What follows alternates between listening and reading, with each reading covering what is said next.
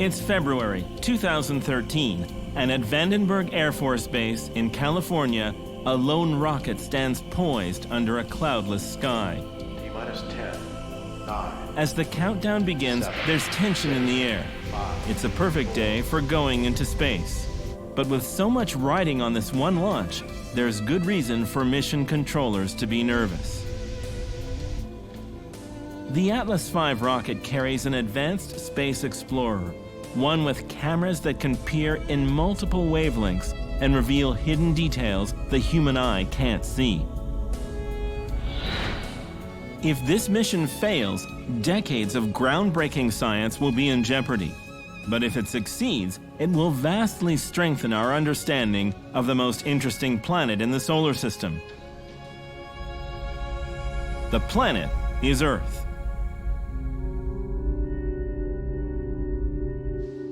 And the mission is just the latest in a long line of spacecraft that have transformed the way we look at our home world. And that is precisely why there's so much at stake now. This mission, Landsat 8, is not just about launching another satellite, it's about preserving a data dynasty.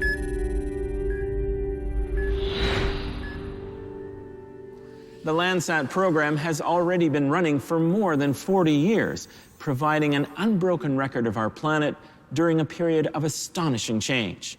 Now, with Landsat 8, researchers hope to extend that record for many years into the future. In the process, they may witness a transformation more profound than anything that was imagined when the Landsat program first began.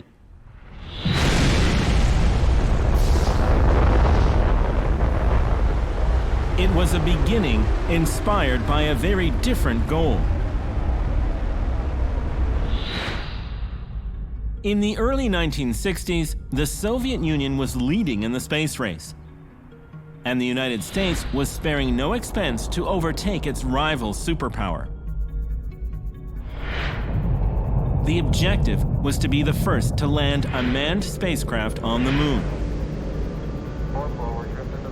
But along the way, the US first had to master the basics of getting its astronauts into orbit.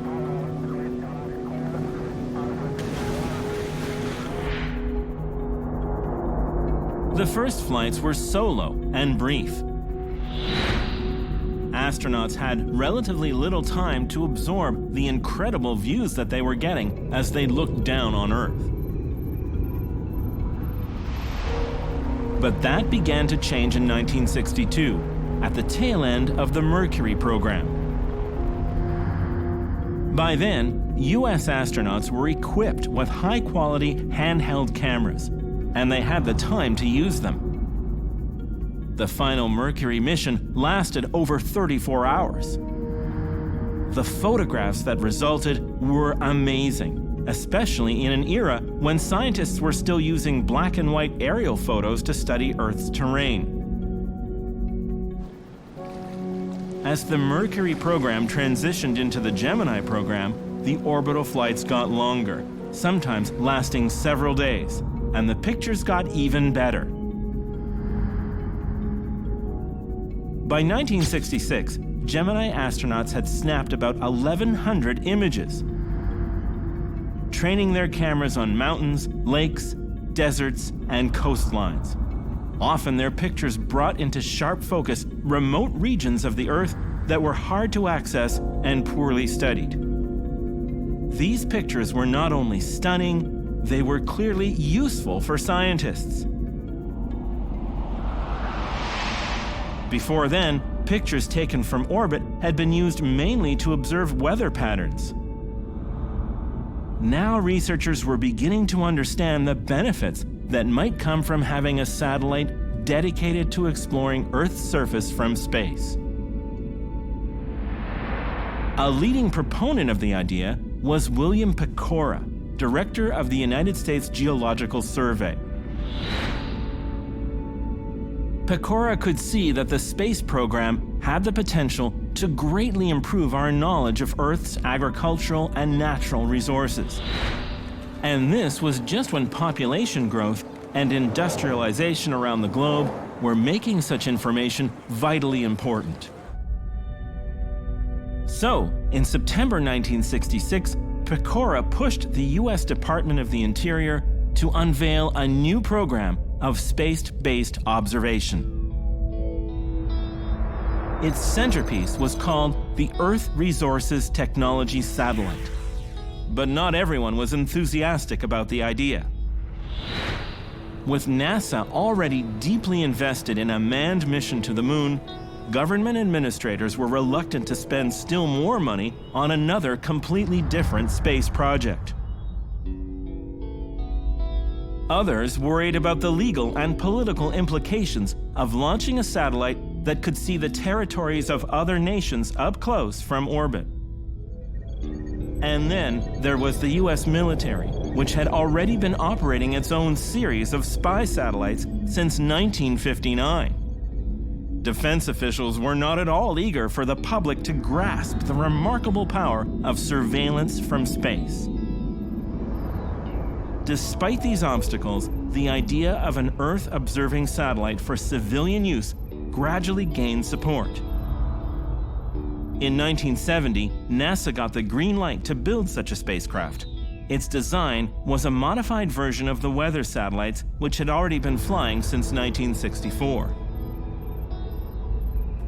But this spacecraft was equipped with cameras capable of imaging features on Earth's surface down to 80 meters in size, both in visible light and near-infrared. And it included a tape recorder for playing back data gathered from virtually any point on the globe.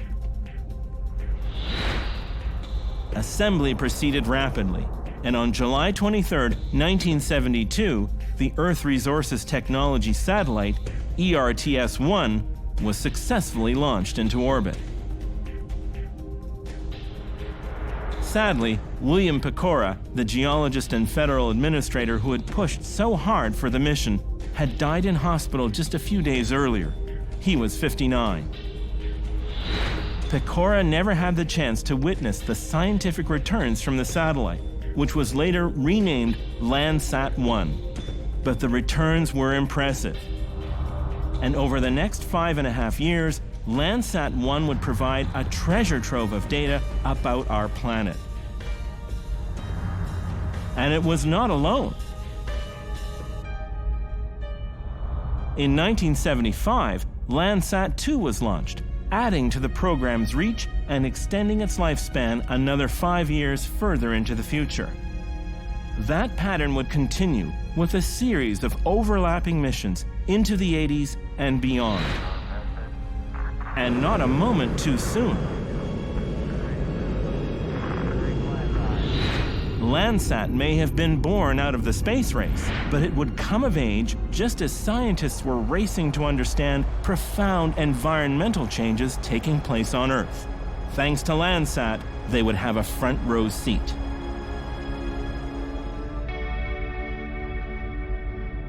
Off the coast of Labrador, a tiny speck of land less than 50 meters across pokes up above the frigid waters.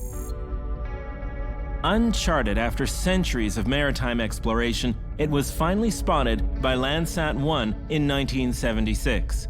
To this day, it's called Landsat Island. Since it began in 1972, the Landsat program has added countless details like this to our map of the world. Yet the real value of the Landsat program comes not from putting new places on the map, but in seeing what's on the map in an entirely new way. Every Landsat spacecraft is equipped to see Earth's surface in multiple wavelengths of light, including some that are beyond the range of normal human vision. By assigning different contrasting colors to these wavelengths, it's possible for researchers to bring out details that would be too subtle to spot in an ordinary color photo.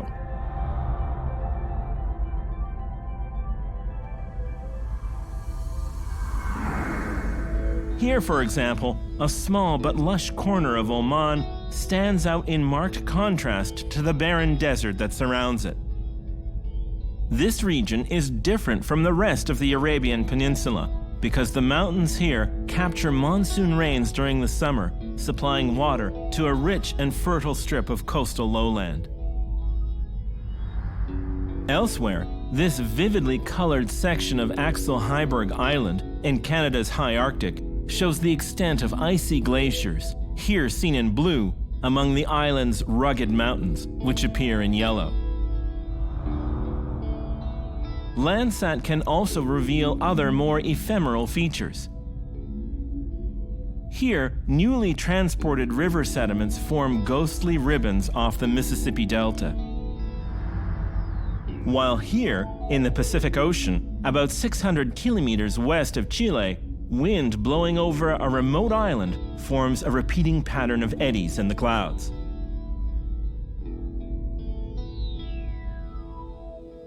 There's no question that Landsat has given us a dramatically different perspective on Earth's natural geographic diversity. But even more revealing is the way the program has documented humanity's growing impact on the planet. Sometimes change operates at such a scale that we can only grasp its true impact by observing it from space. Nowhere is this more true than the Aral Sea, once the fourth largest lake in the world, a vast inland sea that was the size of Ireland. Though it has existed for thousands of years, the Aral Sea has all but disappeared in just a few decades because the rivers that feed the Aral Sea have largely been diverted for irrigation. This succession of Landsat images captures the Aral Sea's disappearing act. As the waters shrink to oblivion, they take away a once thriving fishery and leave behind a barren, salty desert.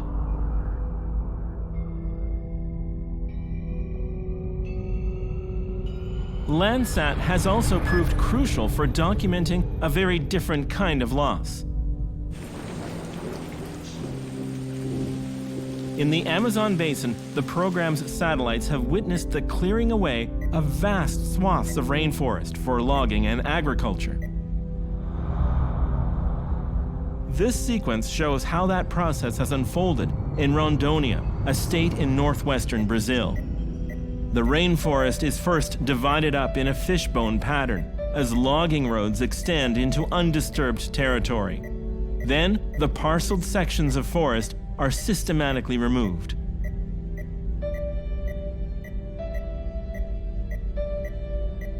Roughly 16% of the Amazon rainforest has disappeared since Landsat began imaging the region. Elsewhere, Landsat imagery has witnessed the ever-increasing scale of development around the planet. For example, the city of Las Vegas can be seen spreading rapidly across the Nevada desert, placing a major strain on water supplies in one of the driest regions of the United States. Meanwhile, halfway around the world, a new lake forms behind China's enormous Three Gorges Dam. Completed in 2012, this massive hydroelectric project displaced over 1 million people. Around the globe, the quest for energy and its consequences are a recurring theme, yielding some of Landsat's most arresting images.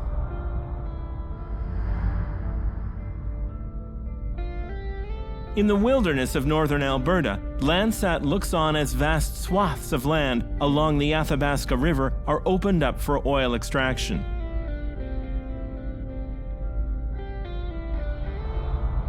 And along the Persian Gulf, the wealthy Emirate of Dubai, a product of the Middle East oil boom, shows off some geographic artistry by sprouting artificial islands in the shapes of palm trees and a map of the world.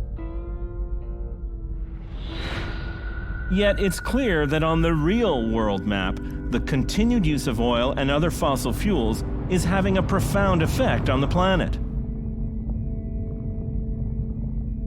Here, Landsat documents the startling retreat of the Columbia Glacier in Alaska. As global warming sets in, rapidly melting ice and rising sea levels seemed to be the inevitable result.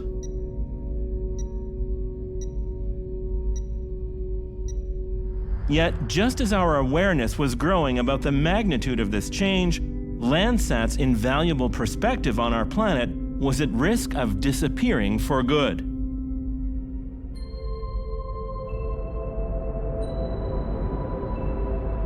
As humanity comes to grips with global warming, the ability to continuously monitor Earth's surface from space has become the essential starting point for any future efforts to manage the planet's resources and preserve its priceless biodiversity. The Landsat program is tailor-made for this purpose. Because Landsat images are relatively wide-angle, they don't show details as fine as individual trees or buildings. Instead, Landsat offers a big picture view that is intended to capture changes on a regional scale. Each satellite in the series was designed to circle Earth in a polar orbit, allowing it to image the world in a series of strips from north to south. Starting with Landsat 3, each satellite was placed in an orbit that is just over 700 kilometers above Earth's surface.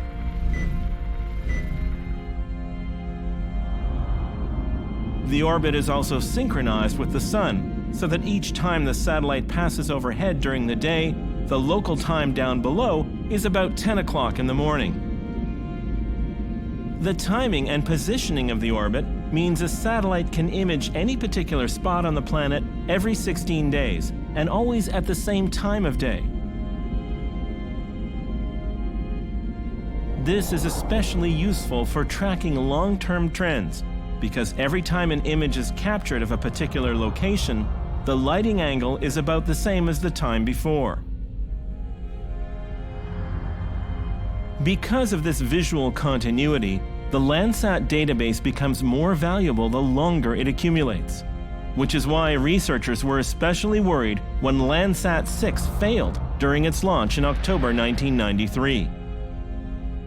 The Landsat program had already narrowly escaped being shut down for budget reasons, and Landsat 5, though still running well, had already been in space for 9 years. It would have to hang on 6 years more before the US was ready to fund, build, and launch Landsat 7 in 1999. That launch was a success, but a few years later, the failure of a crucial piece of hardware meant the spacecraft was partially blinded and its images incomplete. It would be a long, hard battle to get the next Landsat approved.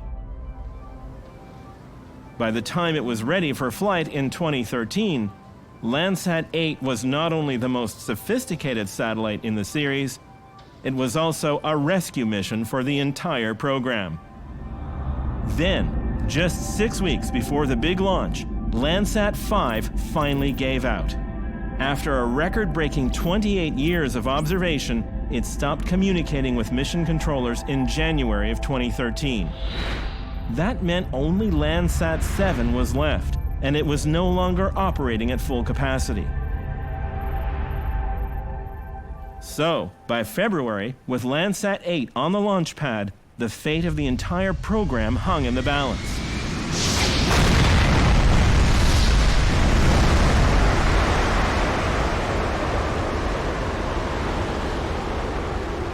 Charging skyward on a column of white smoke, the rocket carried its precious cargo into orbit.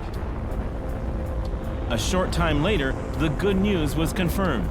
Landsat 8 was successfully launched, and its systems were operating normally. Scientists were ecstatic and relieved. Over the coming weeks, the new mission would show off its prowess, sending back images even more spectacular than those of its predecessors. By May, the satellite was fully operational and returning more than 400 images per day. These first images from Landsat 8 make it clear that the entire program has now begun a new chapter, and that Landsat's continuous coverage will likely prove invaluable as we move into an unprecedented period of global change. By now, Landsat is not the only eye in the sky monitoring our planet. Every minute, we are circled by a range of Earth-observing satellites, like Terra, a multinational spacecraft operated by NASA that has specialized sensors for monitoring environmental change. Or like Canada's RadarSat program, a series of satellites that can see Earth both at day and night. Its radar vision penetrates clouds and fog to create dramatic, high-resolution images of the surface. Looking at how things have evolved since the early days of Landsat, it's clear that we're now in a period of specialized planetary monitoring, one that no single satellite could manage alone. But Landsat, with its ever-growing record of our world, still provides an underlying foundation for an entire system of Earth observation. Ultimately, that is where Landsat's greatest impact lies. In starting the program decades ago, researchers were not just creating a camera for photographing Earth from space. They were, in fact, creating a new field of science, the science of remote sensing. And as the pace of environmental change quickens around the globe, it's increasingly clear that this is one science we cannot do without.